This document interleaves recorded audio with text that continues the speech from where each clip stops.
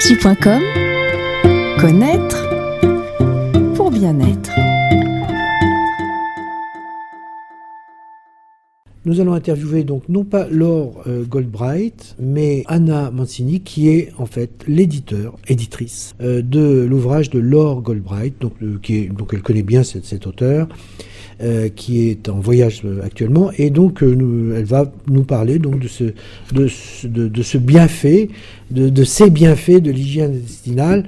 Je dois dire que à titre professionnel, dans ma pratique de psychothérapeute, je préconise régulièrement cette technique de l'hygiène intestinale, appelée aussi irrigation colonique. Anna Mancini va nous présenter, va nous rappeler qui elle est, et puis elle va présenter aussi Laure Goldbright, et ensuite nous allons aborder le sujet de l'hygiène intestinale. Anna, c'est à vous. Merci, bonjour à vous tous. Donc, je vais vous parler du livre de Laure Goldbright, qui s'appelle « Témoignage sur les bienfaits de l'hygiène intestinale ». Donc, elle a mis en sous-titre « Comment j'ai retrouvé le ventre plat, la taille fine, le calme, un sommeil paisible, une belle peau et la forme grâce à l'hygiène intestinale ». Donc, c'est tout un programme. Et j'ai pris ça m'a beaucoup plu de lire ce livre. C'était très intéressant, écrit de façon très simple, aussi avec un peu d'humour. Et c'est plein d'informations sur l'hygiène intestinale. Donc, c'est quoi l'hygiène intestinale ? En fait, c'est le lavage des intestins avec de l'eau. Et d'après Laure, donc ça va aussi plus loin, parce que ça fait partie d'une hygiène de vie. Donc, en fait, l'hygiène intestinale était connue dans les civilisations anciennes, ainsi que le jeûne. Donc les gens régulièrement s'arrêtaient de manger, mettaient leur système digestif au repos et se faisaient des lavements avec les moyens du bord. Par exemple, en Inde, les yogis font des lavements avec soit de l'eau salée, qui n'est pas recommandée, je crois, pour les personnes qui ont des problèmes de reins, ou ils faisaient avec un bambou et de l'eau. Donc dans une bassine, ils essayaient de se nettoyer le côlon. Maintenant, on a des machines pour faire des irrigations coloniques qui envoient des grandes quantités d'eau dans les intestins et qui sont capables de déceler les pressions trop fortes. Et donc, dès qu'il y a une pression trop forte, ça s'arrête. Et l'eau, avec les détritus, sort dans les tuyaux. Donc, c'est inodore, c'est relié à l'évacuation. Et donc, Laure, dans son livre, explique un peu son parcours. Donc, c'est très intéressant, en fait, de savoir que, malheureusement, très peu de médecins traditionnels en Occident sont formés à l'irrigation colonique. Et donc, cette personne a souffert pendant 5 ans de problèmes. Et elle allait de médecin en médecin et jusqu'au moment... Donc, sa santé se détériorait. Et jusqu'au moment où elle a connu, grâce à un livre qu'elle a trouvé dans un salon de nature, elle a entendu parler de l'hygiène intestinale et donc elle a fait ses expériences. Dans ce livre, elle raconte d'abord son parcours, ensuite elle explique ce qu'est l'irrigation colonique, elle l'explique en détail et elle donne les méthodes de le faire à la maison avec différents instruments, par exemple soit un boc de lavement, soit une poche de lavement, et puis ensuite elle explique comment se passe une séance d'irrigation colonique chez une naturopathe. Il y a des photos où on peut voir la machine de la naturopathe qui fait les lavements. Il y a des photos avec les pochettes. Tout est très bien expliqué. Et elle raconte, par exemple, voilà, ce qu'elle avait. Moi, ce qui m'a le plus marqué, ben voilà, je suis une femme, on a envie d'avoir toujours une belle peau le plus longtemps possible. C'est qu'elle raconte qu'elle avait d'énormes taches brunes sur le visage et qu'après ses premières irrigations coloniques, les taches brunes sont parties. Alors effectivement, moi je me souviens d'un formateur avec lequel j'ai participé à une formation justement à ce que peut être le système digestif, mais un petit peu plus précisément que dans les études que nous pouvons faire. Et ce formateur il exerce toujours d'ailleurs, il est psychiatre. Et donc c'est en tant que psychiatre qu'il nous a apporté sa connaissance du système digestif, et notamment du fait que sa meilleure phrase c'était la suivante, c'était qui sont les hôtes qui sont les hôtes de la Terre? Est-ce que ce sont les bactéries que nous avons que nous avons dans l'intestin, ou bien est-ce que c'est nous qui hébergeons les bactéries, puisque les bactéries sont quand même extrêmement nombreuses, hein? Extrêmement, c'est des milliards et des milliards. Donc voilà.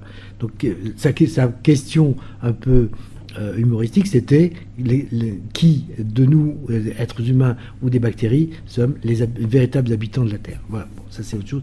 Mais il est vrai que il appelait aussi notre système digestif, surtout l'intestin, il appelait aussi notre deuxième cerveau. Parce qu'effectivement, ce que je dis la plupart du temps à mes patients, c'est tant que votre deuxième cerveau ne fonctionne pas bien, votre premier cerveau ne peut pas fonctionner.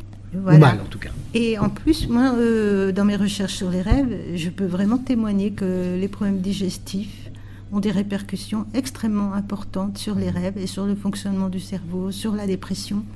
Ah oui. Voilà. Je suis tout à fait d'accord. Dans ma problèmes, pratique. Même, il paraît qu'on a réussi à soigner la schizophrénie en faisant des lavements intestinaux. Alors, soigner oui, guérir non, je pense, mais soigner, en tout cas, réduire les conséquences d'une maladie aussi lourde, oui, ça on peut, effectivement. Et en plus, je vais dire quelque part, c'est logique et rationnel, parce que quand on a le ventre gonflé, ça empêche de respirer correctement, ça empêche le sang de circuler correctement, donc on a moins d'énergie, donc on est de moins bonne humeur, donc on est déprimé, donc après on peut avoir toutes sortes de problèmes, ça fait boule de neige. Absolument. Alors cette technique aujourd'hui, on est équipé avec des machines, je crois que c'est une pompe. Alors, on utilise une pompe, non, c'est ça ? La naturopathe met une canule dans le rectum, voilà, qui est reliée à un long tube flexible. Donc la canule, c'est à usage unique, et une pour chaque client, donc qui est déballée devant les clients.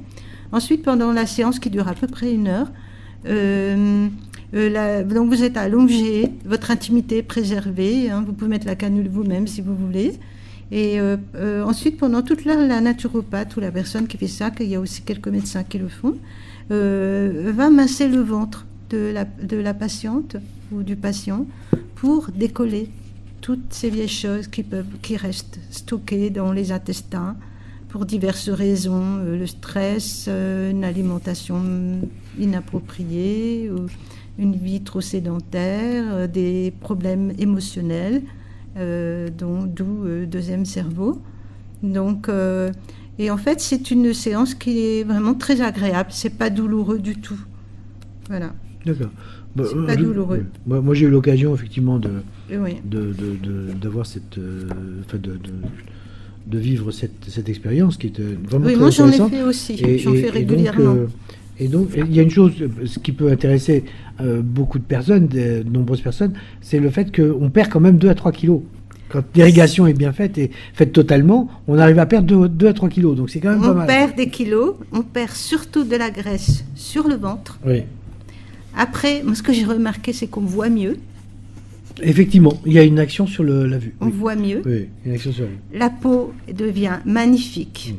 C'est vrai. Voilà. Oui, Le seul truc que j'ai, moi, que je vais dire, parce que j'ai fait l'expérience de ça, donc je fais des irrigations coloniques régulièrement, mais je vais dire que je trouve quand même que c'est fatigant. Ça, c'est la seule chose. Il faut se mettre au repos, je pense, au moins 2 jours après une irrigation. Voilà. Je pense, ça c'est ce que je préconise. Donc c'est plutôt de le faire le vendredi. Mais bon, tout le monde ne peut pas aller le vendredi Voilà. pour une irrigation coloniale. Mais voilà, l'idéal, c'est de faire l'irrigation le vendredi et de se reposer le samedi et dimanche pour pouvoir être dans la forme la plus extraordinaire le lundi. Voilà, c'est un petit peu comme ça se Top, passe. les gens pensent qu'on est parti en vacances. Oui, absolument. On me dit toujours ça. Ah, tiens, t'es parti en vacances, qu'est-ce que t'as fait? Voilà, absolument, c'est vrai. C'est facile à la réflexion. Oui, alors il y avait autre chose que j'ai remarqué aussi, c'est que en fait, ça se passe aussi beaucoup mieux quand on est beaucoup plus détendu. Donc j'ai essayé un truc, c'est fleur de bac, crab apple, pour la purification, parce que ça agit au niveau du cerveau, ça relaxe. Et j'avais essayé aussi en huiles essentielles, basilic, aussi le basilic tropical. Donc le jour avant, donc je me fais une petite tisane avec ça, ça relaxe complètement. D'accord. Et au niveau des rêves, ça donne des rêves rigolos. La spécialiste du rêve ressort, à chaque fois. Toujours. Une seconde nature. D'accord. Alors, il y a une chose... oui. Donc, je voulais dire que ce petit livre donc, de Lord Goldblatt, vraiment, j'encourage tout le monde à le lire. On le trouve facilement sur Internet, sur le site Amazon. Il est en version Kindle, à un prix ridicule. Et on a aussi, régulièrement, on le met gratuit. On fait des journées de promotion où on met le livre gratuit. Voilà, sur Amazon, sur Kindle. Ça peut être commandé aussi chez n'importe quel libraire en France. Bien sûr. Alors, avant quand même de terminer, j'aimerais bien qu'on aborde, je vois là dans cet ouvrage, je vois qu'il y a un chapitre assez important qui est consacré au jeûne, qui est donc un moyen très efficace pour nettoyer le côlon. Alors le jeûne, est-ce qu'il y a une technique de jeûne? D'ailleurs, pourquoi le jeûne? Et est-ce qu'il y a une technique particulière pour nettoyer le côlon avec le jeûne? Alors, donc Laure parle d'un auteur américain qui a travaillé toute sa vie sur l'impact des jus de fruits et légumes frais sur le corps. Et donc cet auteur préconisait de faire 12 irrigations coloniques d'affilée, ce que Laure trouve exagéré. Mais par contre, elle a trouvé qu'en jeûnant, donc avant de faire une irrigation colonique, elle fait un jeûne en buvant des jus. Donc le jus d'épinard et de pousses d'épinard frais mélangé à la carotte, ça nettoie déjà très bien le système digestif. Et donc le jour de l'irrigation, elle ne mange rien non plus. Et elle jeûne encore un jour. Donc en tout, ça va lui faire 3 jours avec son irrigation colonique. Et elle dit qu'en fait, à un moment de sa vie, elle a arrêté les irrigations coloniques. Et au lieu de faire des irrigations coloniques, elle faisait des jeûnes. Elle n'a pas suivi une technique particulière, elle a juste suivi son instinct, donc où elle a bu de l'eau et pris des jus. Donc elle n'a jamais fait un jeûne sans aliments. Et donc elle dit qu'après 7 jours de jeûne, avec des jus, elle a le résultat d'une irrigation colonique. D'accord. Avec la fatigue en moins. Avec la fatigue en moins. Bon, donc ça c'est à retenir. Voilà. Et c'est pas évident d'avoir 7 jours à soi. Il faut aussi consacrer 7 jours, d'une manière ou d'une autre, c'est quand même une organisation. Et je pense, si je me souviens bien, parce que j'ai lu son livre déjà il y a un moment, donc elle dit que ce qui marche très bien pour elle maintenant, mais chacun doit faire ses expériences aussi et voir ce qui lui convient. Donc ce qui marche très bien pour elle, c'est jeûne et irrigation colonique. Un jeûne de 3 jours, irrigation colonique. Et là, hop, elle fait ça, elle se nettoie. Donc, en fait, aussi, l'irrigation colonique se passe beaucoup mieux au niveau du ressenti physique quand il fait chaud. Oui. Voilà. Oui, j'imagine bien. Le jeûne aussi, c'est pareil. Oui. Et quand on va dans la nature. Parce que là, on va respirer mieux, on a l'énergie solaire, donc ça se passe beaucoup mieux. Alors, Laure Goldblatt a écrit aussi... c'est ce que j'allais vous demander, oui. Voilà, c'est elle qui s'occupait du guide Paris Bio et Végétarien. D'accord. Donc, on a encore quelques exemplaires, mais bon, c'est plus très à jour, puis ça date de quelques années. Elle ne sait pas si elle va continuer, parce qu'elle n'a pas beaucoup de temps en ce moment. Mais elle a écrit aussi... La meilleure histoire anti-grippe. C'est un petit bouquin rigolo sur les problèmes du vaccin, de la grippe. Donc c'est très marrant, mais en même temps, il y a un enseignement au niveau de l'hygiène. Et puis, elle vient de publier Mission à l'ombre de la Tour Eiffel. Et aussi d'autres livres sur la France, là, pour les élections. Qu'est-ce qu'elle nous a sorti? 10 ans d'études, 20 ans de chômage, c'est ça la vraie France. Okay. Voilà, c'est Laure qui a interviewé un chômeur de longue durée. D'accord. Bon. Et elle a fait son enquête. Il faut lire ça, c'est trop marrant. On le trouve aussi en Kindle, à 2 ou 3 euros, je ne sais plus. D'accord. Elle a écrit ça, puis elle nous a sorti aussi « Bienvenue à tous au concours du CNRS ». Ah bon? Voilà. Alors là, c'est une nouvelle qui explique comment ça se passe pour entrer au CNRS quand on ne fait pas partie d'une famille de chercheurs. D'accord. Quand on n'est pas né dans une famille de chercheurs. Donc, voilà. Une auteure à découvrir, en tout cas. Voilà, c'est tout un programme. Alors, dans Mission à l'ombre de la Tour Eiffel, elle raconte la vie d'une Américaine, une franco-américaine, donc qui qui va faire c'est une artiste qui va faire des missions d'intérim en France. Et comme elle parle couramment français et anglais, et qu'elle connaît la sténographie dans les 2 langues, elle arrive au top dans les plus grandes entreprises françaises et elle voit comment ça ne marche pas vraiment bien. Et c'est très drôle. D'accord. Et elle explique comment on a perdu nos 3 A. D'accord, d'accord. Bon, ça va être... C'est à lire. ça- Mission ça- à ça- l'ombre de la ça Tour va- Eiffel.